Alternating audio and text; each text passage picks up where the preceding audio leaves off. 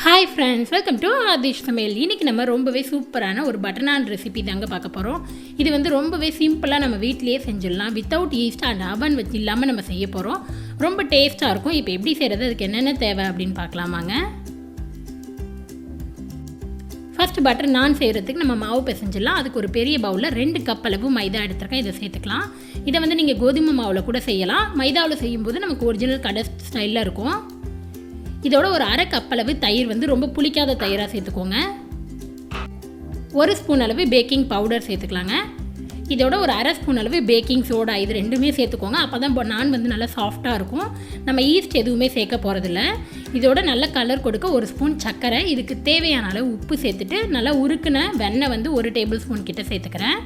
இப்போ இது எல்லாத்தையுமே சேர்த்து விட்டு நல்லா மிக்ஸ் பண்ணி விட்டுருங்க. அந்த உப்பு, சோடா, வெண்ணெய் எல்லாமே ஒன்று சேர்ந்து நல்லா மிக்ஸ் ஆகி வரணும். இப்போ நல்லா மிக்ஸ் பண்ணியாச்சு. இதோட ஒரு 200 ml அளவு தண்ணி எடுத்துருக்கேன். இது தேவையான அளவு தண்ணி சேர்த்து நல்லா சப்பாத்தி மாவு மாதிரி நம்ம பிசைஞ்சு எடுத்துக்கலாம். நல்லா சாஃப்டாக பிசைஞ்சு எடுத்துக்கோங்க.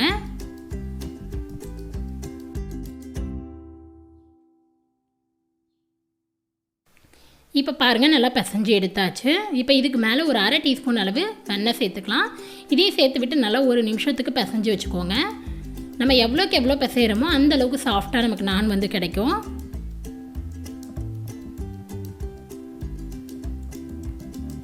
இப்போ நல்லா பிசைஞ்சாச்சு. இது அப்படியே வந்து ஒரு தட்டு போட்டு மூடி வச்சுருங்க. நல்லா 1லேருந்து 1.5 மணி நேரம் கிட்டே இருக்கட்டும்.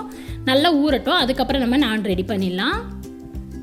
இப்போ இங்கே ஒரு 1.5 மணி நேரம் கிட்ட ஊறிடுச்சு. பாருங்கள், நல்லா சாஃப்டாக ஊறிடுச்சு. இப்போ இது மறுபடியும் நல்லா ஒரு 3 4 நிமிஷத்துக்கு நல்லா பிசைஞ்சிக்கலாம்.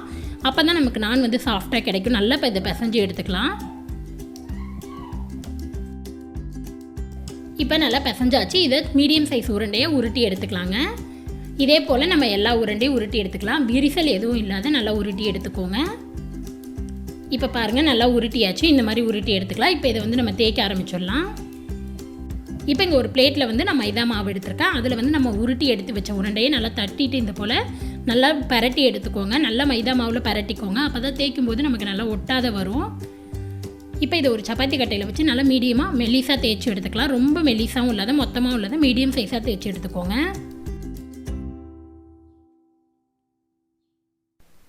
இப்போ பாருங்கள், நல்லா தேய்ச்சி எடுத்தாச்சு. இந்த அளவுக்கு தேய்ச்சி எடுத்துக்கிட்டால் போதும். இப்போ இதை வந்து நம்ம போட்டு எடுத்துடலாம். இதில் இருக்கிற எக்ஸ்ட்ரா மைதா மாவெல்லாம் தட்டி விட்டுட்டு இதில் கொஞ்சம் தண்ணி வந்து அப்ளை பண்ணிக்கோங்க. அப்போ வந்து தோசைக்கல்லில் நம்ம போடும்போது நல்லா ஒட்டிக்கும். நமக்கு 2 சைடும் பேக் பண்ணி எடுக்கிறதுக்கு நல்லாயிருக்கும். தண்ணி நல்லா அப்ளை பண்ணிவிட்டேன். இங்கே தோசைக்கல் வந்து நான்ஸ்டிக்கல் சூடாக இருக்குது. இதில் வந்து அப்படியே போட்டு விட்டுட்டு லைட்டாக இந்த மாதிரி கையால் ப்ரெஸ் பண்ணி விட்டுருங்க. அது வந்து நல்லா ஒட்டிக்கும். 1 நிமிஷம் கிட்ட அப்படியே மீடியம் ஃப்ளேமில் வேக விட்டுருங்க. நல்லா பபிள்ஸ் எல்லாம் வரணும். பாருங்கள், நம்ம லைட்டாக ப்ரெஸ் பண்ண இந்த மாதிரி பபிள்ஸ் நிறைய வர ஆரம்பிக்கும்.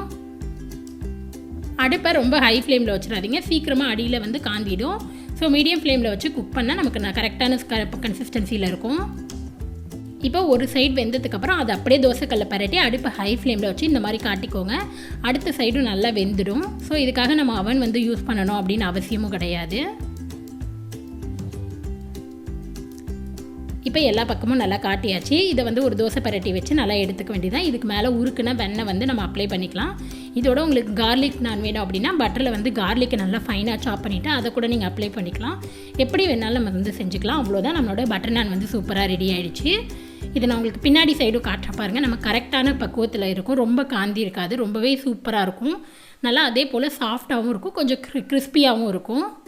அவ்வளோதான், நம்மளோட சூப்பரான பட்டர் நான் ரெடி ஆகிடுச்சு. கண்டிப்பாக இந்த பட்டர் நானை நீங்களும் ட்ரை பண்ணி பார்த்துட்டு எப்படி இருந்ததுன்னு மறக்காதவங்க சொல்லுங்கள்.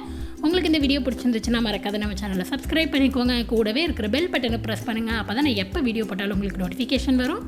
நெக்ஸ்ட் ஒரு நல்ல ரெசிபியில் உங்களை பார்க்குறது வரைக்கும் பாய்.